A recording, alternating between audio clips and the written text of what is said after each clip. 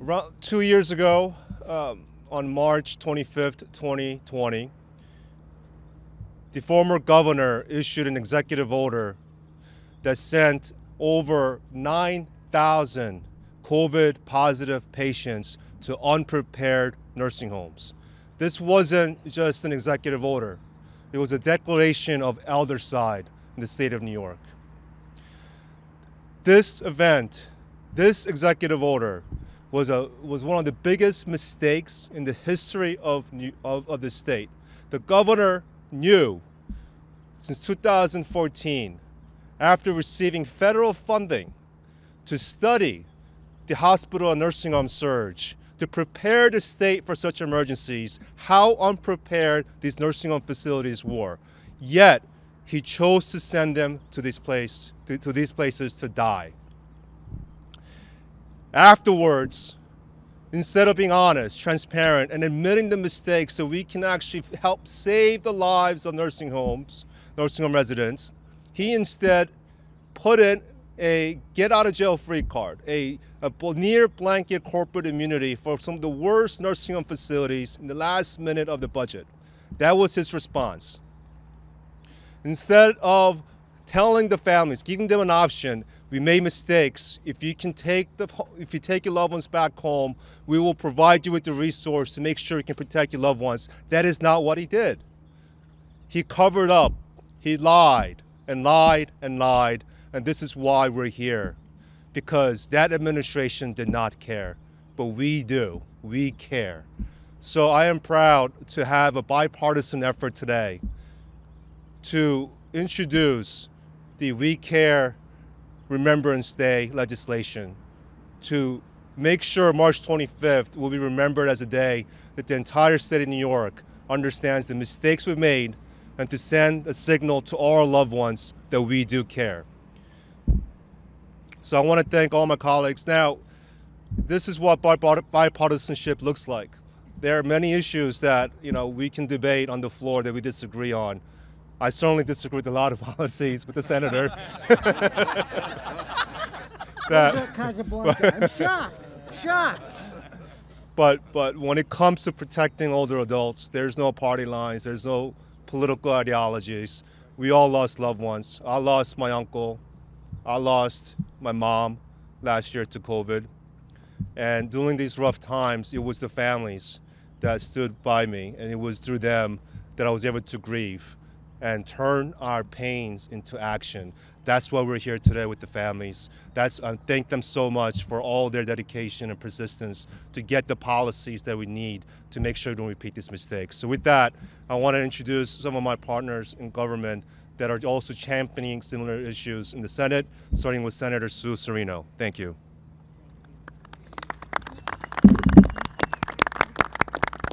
Thank you, Assemblyman Kim, so much. I was just looking back at photos of the event that we held here last year.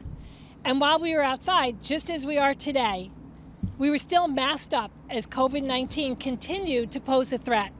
Now here we are, another year later, and look how much has changed.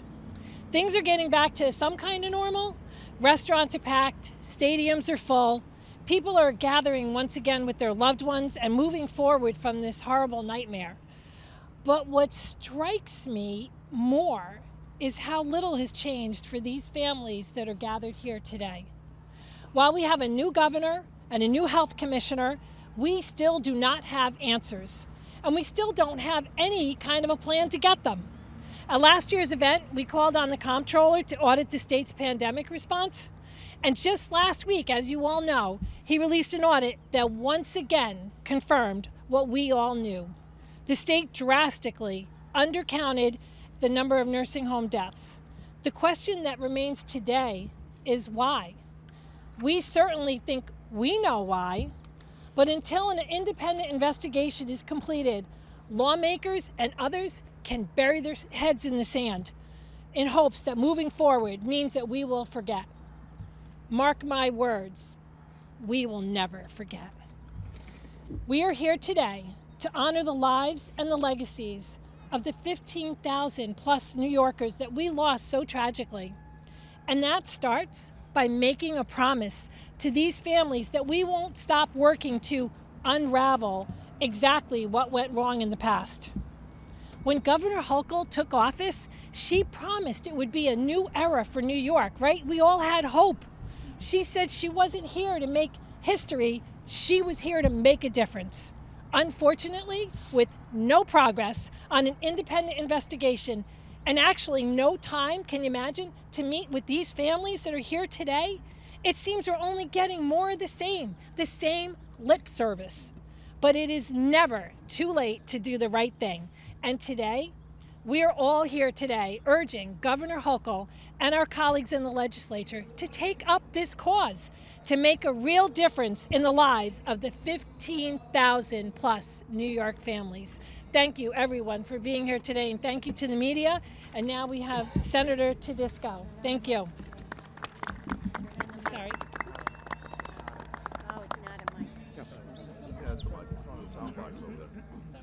Well, first and foremost, let me thank Assemblyman Kim and Senator Serino and Janice for being here, and all of our colleagues for this bipartisan approach for this commemorative day.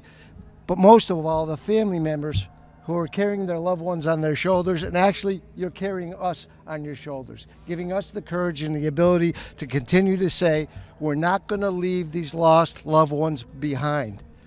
You know, this was a terrible tragedy, historic in nature. By extension, as today we remember our most vulnerable population, as has been said, 15,000 plus who lost their lives, we remember everybody. It affected all of us as New Yorkers. It affected the nation, the world. But it especially affected our most vulnerable population. And we were thinking, many of us, we removed someone who had a profound impact on this negative situation. We thought more transparency, more openness. We've got a new commissioner. We've got a new governor. Didn't happen. When you look at the last lack of transparency by the leader of this state, what's brought to my mind when you think about an individual who either distorts the truth or lies. Once you tell a lie, the very next thing you do is tell another lie to cover it up. The very next thing you do is tell another lie to cover up the lie, to cover up the initial lie, and it continues to go on and on and on. And after the March 25th, as Assemblyman Kim said, it did go on and on and on. It took weeks to convince the total lack of common sense that was taking place to put those individuals who had this contagion in with basically healthy people who needed nursing home cares. It went from real science to what we have to call now Cuomo science. And when you talk about continuing the lie, it started out, it's the CDC, it's the federal government, it's the last president, it's the workers coming in, it's the family members. Then he got to the point where he said, remember this? Well, if you die in a hospital, it's a hospital death. If you get the virus in a nursing home and they need an ambulance because you're so sick you have to go to the hospital, that's a ambulance death. You had to get in an ambulance and you might have died there. No. What we needed to know, and he knew it, and Commissioner Zucker knew it, is how that virus got into those nursing homes. And certainly, from the history we see now, from the lies and distortions about the real numbers, which we had to sue, the Empire Center sued, I was an amicus brief on that, and Judge Kimberly O'Connor said, you broke the law, you broke the FOIA law for 8 months. You broke the open government law. You have to give the numbers. Well, he really didn't give us the numbers. And then you have to pay the legal fees. He was indemnified. He did not pay the legal fees. And let me close by saying this. When I say another lack of transparency, we have 2 bills pending now besides this one. This commemorative day has to happen so we never forget, but we also have to have a full investigation. And we've asked, myself, Senator Serino, Assemblyman Kim, others, when Commissioner Bassett to be came before us, I asked her the question and they filed up the same thing. What lessons have you learned from the past, as Winston Churchill said, because if you don't learn from the past, you're destined to continue the mistakes you made. I'm not going to go back and read that executive order, she said, and I'm not going to unravel what took place. I'm going to go forward. There's no way we can go forward. We will never go forward in the way we should unless we have a full investigation one way or another. Now, if she won't do it, myself And many members here, and Assemblyman Kim, have another bill. It's an outside, independent, bipartisan commission with subpoena power to get inside the second floor, to get inside the commissioner's office and find out, not what those two guys were talking about when it became Cuomo science, but the people surrounding them who must have heard when he said, just say exactly what I say about the science.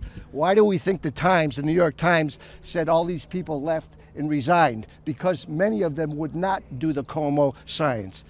Today, we're committed with the family members to say we will never stop trying to find out the reality of what took place here, because we're destined to do it again, and we owe it to you to turn this tragedy into something positive for the rest of the 19.5 million New Yorkers, so this never happens again. Thank you so much, and God bless you all. Thank you, Senator Tedisco. Sorry. Thank you, Senator. Let me just acknowledge my colleagues from my conference. Brian Barnwell is here. Dan Cord is here. Assemblymember Yulene Neo is also on her way over. We're also joined by Anna Maria, who is here a moment ago. She's running for Lieutenant Governor on the Democratic ticket as well. So she has joined us to stand with the families as well. Let me ask Assemblymember Burns if you want to acknowledge your colleagues before I bring the family members. Sure. So from the Assembly Republican Conference, I'm the ranking member of the Health Committee in the Assembly. We also have Jarek Gandolfo is here. We have Michael Lawler from Rockland County is here. We got Michael Tanusis is here. Anybody else I'm missing? Michael Riley is here. He's a little shorter, so I missed him. Sorry. Sorry, Mike. And let me just again echo my gratitude to the families for being here, being outspoken advocates throughout this entire ordeal, this entire tragedy that the state of New York failed them. And we're very fortunate that we have people that are willing to cut through the partisan nonsense, work together. Ron Kim has been such an individual, and I'm proud and privileged to work with him. Thank you. Thanks. Let me bring up the Voices for Seniors founders, Vivian Zayas and Alexa Rivera of Long Island, who lost their mother, Anna Martinez. Thank you.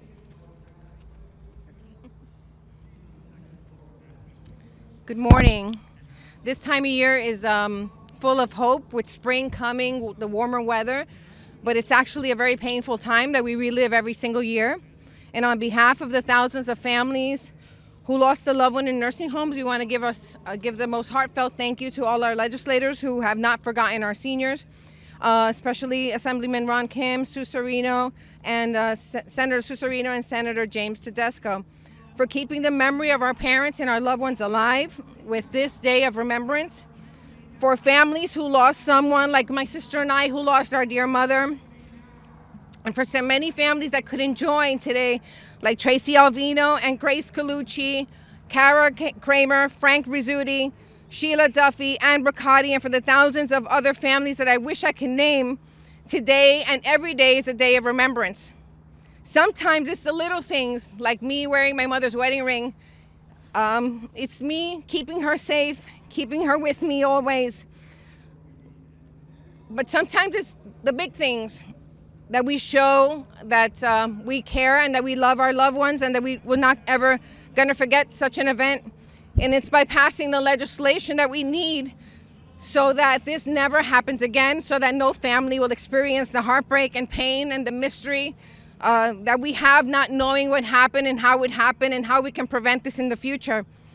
It really falls on us to ensure that all the seniors in every facility, in every state, especially the state of New York, is treated with dignity and love, and that they spend their last days in the comfort of their family and treated with respect. Unfortunately, I need to admit that we're not there yet. So we ask our legislators to do not just what they've done, but do more to get the support, not only for the expansion of our statute of limitations, which is about to expire, but also the investigative bill, which is A03162, so that we can hold the 325 commission, and so that hopefully this will never happen again. And in that way is the best day and the best way we can honor our loved ones, and that will be the best remembrance for now and forever. I have my sister, Alexa Rivera. Thank you all for being here. I'm a little bit emotional because, of course, my mother's anniversary is coming up April 1st. It's been very hard for my family, for my children, to we grieve every day, like my sister said. This has been very moving to see all the families here. We appreciate Ron Kim's support as well as the other elected officials that are here today. And we hope that others will join and support these bills that we're pushing for, because it's very important. It's not just, you know, for the ones who have passed, but for the ones of the future, like myself, my family members, as we get older. And we just hope that you guys do the right thing. Thank you. Thank you. Next, we have Janice Dean and her sister-in-law, Donna Johnson, who lost her parents, Mickey and Dee Newman. We're also joined by her husband, Sean, who's out there, soon to be retired FDNY member. Good to see you, Sean. Janice Dean, her sister, Donna. Thank you. Why don't you just hold this on? My husband doesn't come out to a lot of these things. He's very soft-spoken, unlike his wife. And so I feel honored that he's here today because it matters. Both of his parents died in separate elder care facilities. And I wrote out what I was going to say today. I usually ad-lib these things, but I want to get this right. I want to get this right on the second-year anniversary. On March 25th, 2020, the former governor of New York, Andrew Cuomo, along with his former health commissioner, Howard Zucker, signed an order that would put a Category 5 disaster in the homes of 15,000 plus seniors. I believe this document was a death warrant for our loved ones. None of us knew that over the course of the next 46 days, over 9,000 infected patients would be admitted into the residences where our most vulnerable resided. As the deceased were packed into body bags and piled up in storage trucks, Andrew Cuomo and his administration did everything they could to cover it up. I began my advocacy in May of 2020 on behalf of my husband's parents who both died of COVID, which they contracted in separate long-term care facilities. I needed to find out the truth as to why our seniors were put at grave risk. Instead of being remorseful or empathetic to our losses, I was attacked and I was belittled. I was scorned for where I worked, who I might have voted for, and what I did for a living. I was the dumb weather girl who knew nothing despite having lost family members to a preventable storm. Let me tell you a little bit about my profession. A meteorologist's job is to make sure that when there's a big weather event, like a hurricane or a tornado, you warn those who are potentially at risk.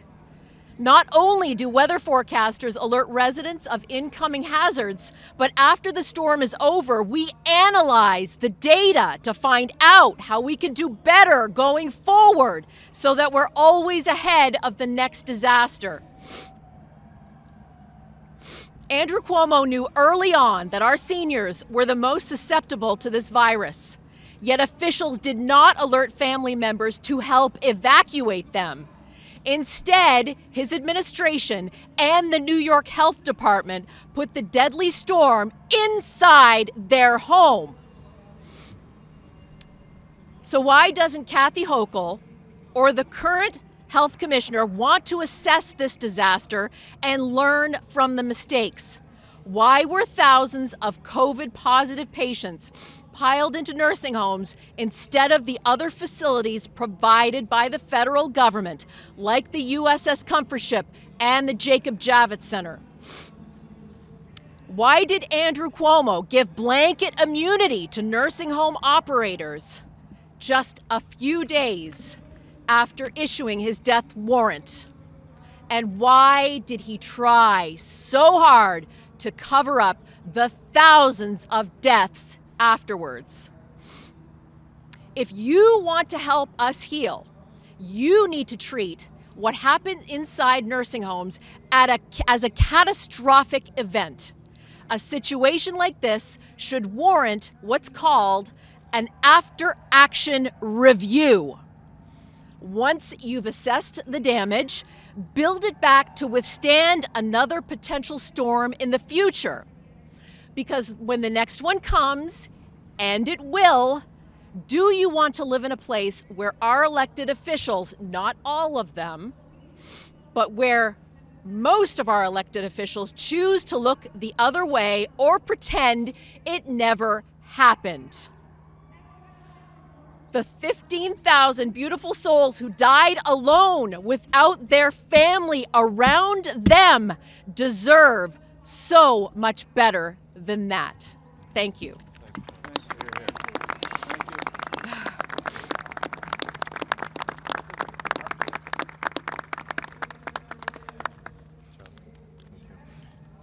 Next, I'd like to bring up the brothers Peter and Daniel Arbany of Brooklyn, who lost their father, Norman Arbany. Peter.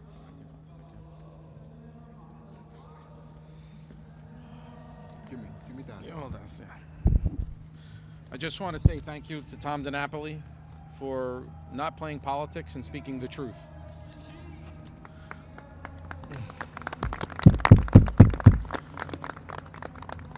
I want to thank Senator Serino because in early of March 2020 and April of 2020, she had outreaches to the governor about the March 25th order. To put it into perspective for everybody, on March 13th, Governor Cuomo put an order in place that locked visitors out from seeing their family members because he didn't want us to bring COVID in. As hard as that was, we agreed with it. On March 13th, we weren't allowed into the nursing homes. But on March 25th, he ordered COVID in without PPEs. It never made any mathematical sense to me. I did not see my father for 21 days. We got our father out, and why you have this sign here and has been our marching orders is we were one of the fortunate families that our father did not die alone. He died at home. And since he died at home, he doesn't count. And I have spoken directly to Governor Hochul, to Tish James, and Tom DiNapoli. When is my father going to count? And that has been why we have started our quest. And I'm very fortunate to have bonded with people, Ron Kim, other family members, but this is not, COVID knows no political party. And I really want to see a bipartisan investigation. I really want to see a re-audit. And I really want everyone to look at the July 6th DOH report that was issued. And the most important thing that came out of Tom DiNapoli's report was he said that the DOH was following the executive chamber narrative. What was that narrative? And it was driven by a book and profits. And that's what truly needs to be looked into. Thank you, everyone.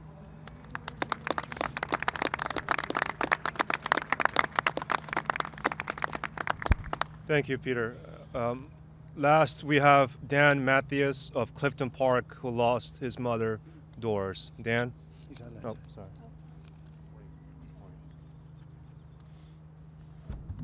Put this in here. Good morning. Sure. My name is Daniel Mathias. I'm originally from the Western New York area, but I live here in the Capital District for the last 30 years. In 2020, my mother contracted COVID in a nursing home in Buffalo, along with an overwhelming majority of the 80 long-term patients that were in her facility.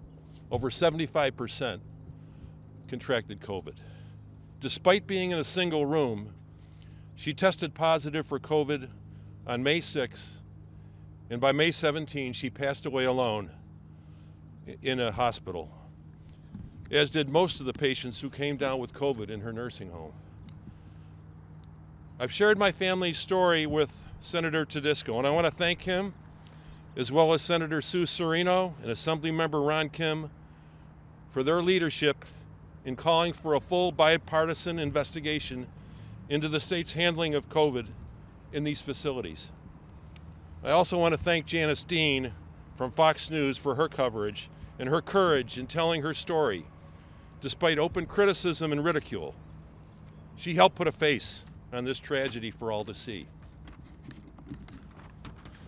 I'd like everyone to think back about a couple of the worst catastrophes we have witnessed in this country.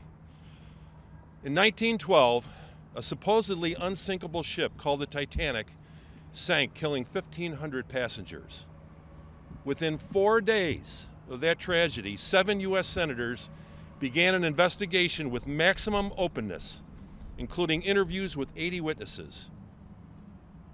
It lasted for a little over 30 days. Their report, along with the British government's inquiry, led to changes in safety procedures following the disaster. When we were attacked by terrorists on September 11, killing nearly 3,000 people, a commission of 11 respected leaders met for almost 15 months. It wasn't to find blame. It was to find ways to protect people. Each of these investigations enabled us to learn from these tragedies. We've lost 15,000 of our most vulnerable citizens from COVID in New York State regulated nursing homes, one of the worst disasters in our state's history. That's 10 times the number of people lost in the Titanic. These 15,000 people were our mothers, fathers, grandparents, aunts, and uncles. They were part of the greatest generation who fought for freedom in World War II in Korea. They were part of a generation who discovered penicillin, cured polio, helped put men on the moon, and built this nation into what it is today. They were the ones who gave us the support and guidance that enabled us to be here at the seat of government today. Where is their investigation? Did they die in vain? Does their passing matter? We owe it to all those who lost their lives from COVID in our nursing homes and their families to thoroughly investigate what happened in 2020, and for the state health department to develop and recommend an action plan to prevent a terrible tragedy like this from ever happening again. I'm asking my fellow Buffalonian, Governor Kathy Hochul, to put the full weight of her office behind an investigation. Governor, you have stated that you want a transparent and accountable administration. A thorough and independent investigation of these nursing home deaths will not bring back the ones we lost. We can never bring them back, just as we could not bring back those who died in the other catastrophic events. But such an investigation will enable the state to implement better protections for our nursing home patients. We cannot let them die in vain. I'm asking you to support this investigation and include funding for it in the state budget. When we have this investigation and identify how we can do better, we truly will have a Remembrance Day for these victims. Thank you.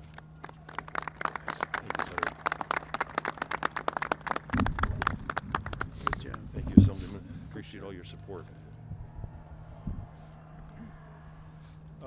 We have one more speaker, but before that, let me acknowledge Bill Hammond, who's on the audience as well from the Empire State Policy. Thank you for your persistent work, data analysis, and always telling the truth of what's been happening in our state of New York. Thank you, Bill. I'm going to bring up Assemblymember Yulin Yu. When the former governor tried to silence me around nursing homes, I was going through a lot, and Assemblymember Yulin Yu was there every step of the way, giving me the confidence to push back. So I appreciate her deeply for her work as well. Thank you.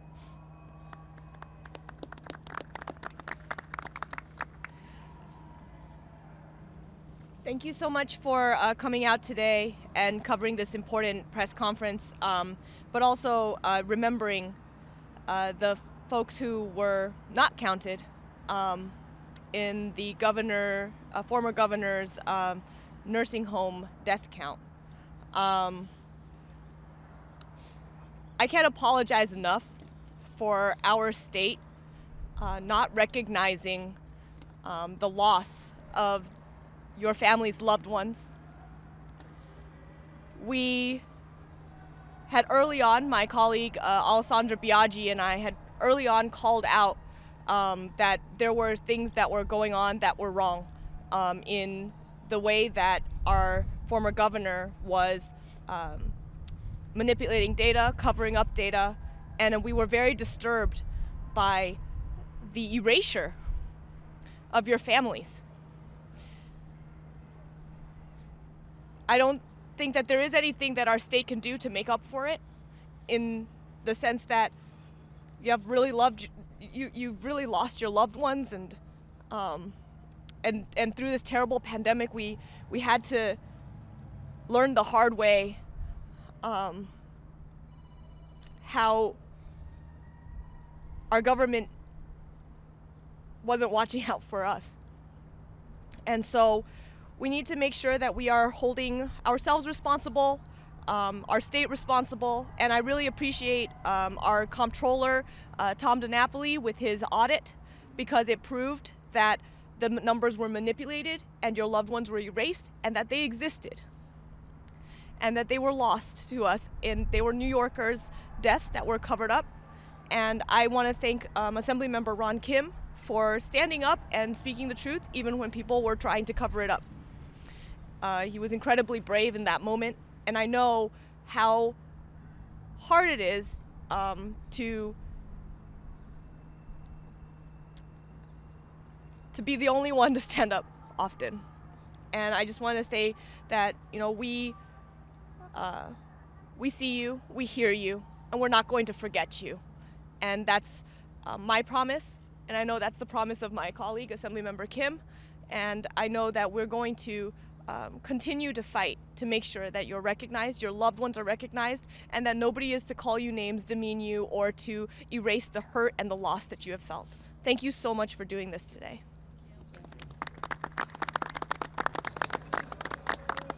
Okay, with that, we'll take some questions if there's any. Okay. Well, I want to thank Senator Serino, Senator Tedisco, and all my colleagues for standing here, and all the families for all your work. Thank you so much, and we're going to get this done. Thank you all. Thank you for being here.